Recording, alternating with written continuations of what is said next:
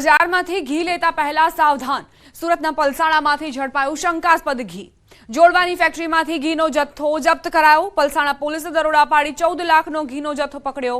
Shivshakti food ડેરીના ગોડાઉનમાંથી label mark વગરનું ઘી જપ્ત કર્યું. પોલીસે લેબલ વગરના અલગ અલગ પુઠ્ઠાના બોક્સમાં રાખેલ ડબ્બીઓ અને પતરામાં ડબ્બાઓમાંથી ઘી મળી આવ્યું છે. એફએસએલની ટીમને સાથે રાખી તમામના સેમ્પલો લેવામાં આવ્યા. ડ્રગ્સ એન્ડ ફૂડ વિભાગમાં પણ રિપોર્ટ મોકલવામાં આવ્યા છે.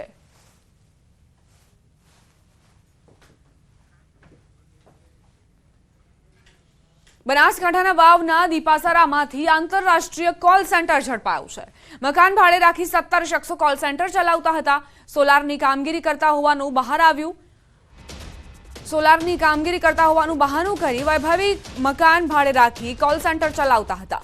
ભુજ સાયબર સેલે દરોડા પાડી 16 શખ્સોને ઝડપી પાડ્યા. લોન આપવાના બહાને વિદેશી નાગરિકો સાથે ફ્રોડ કરતા હતા. પોલીસે 25 લેપટોપ, 30 મોબાઈલ સહિતના મુદ્દામાલ અને રોકડ રકમ સહિત 8,36,900 રૂપિયાનો મુદ્દામાલ જપ્ત કર્યો. તેમજ 16 આરોપીઓની અટકાયત કરી અને એક આરોપી ફરાર હોવાની જાણકારી છે. પોલીસે 17 શખ્સો સામે ગુનો નોંધી વધુ તપાસ હાથ ધરી. આધાર કાર્ડની ટોકન સિસ્ટમે તો લોકોને રાતના ઉજાગરા કરવા મજબૂર કર્યા છે. ટોકન સિસ્ટમ હોવાના કારણે લોકોને કતારો લગાવવી પડે છે. એટલું જ નહીં, લોકોને 2 થી 3 વખત ધક્કા ખાવા પડે ત્યારે જઈને તેમનું કામ પૂર્ણ થાય છે. આ દ્રશ્યો દાહોદના છે, જ્યાં લોકો અડધી રાતથી જ પોસ્ટ ઓફિસ બહાર લાઈનો લગાવી બેઠા છે. આટલી ઠંડી હોવા છતાં પણ આ લોકો પોસ્ટ ઓફિસ બહાર કતાર લગાવી બેઠા છે.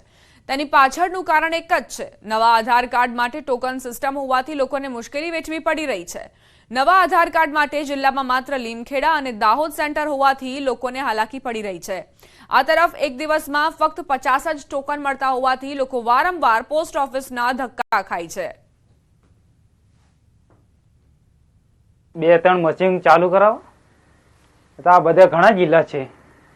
આમાં અમુક જગ્યાએ તમે ચાલુ કરાવો, કોઈ બી ગામડામાં, ઝાલોદ છે, લીમખેડા છે, બારિયા છે, ધાનપુર છે.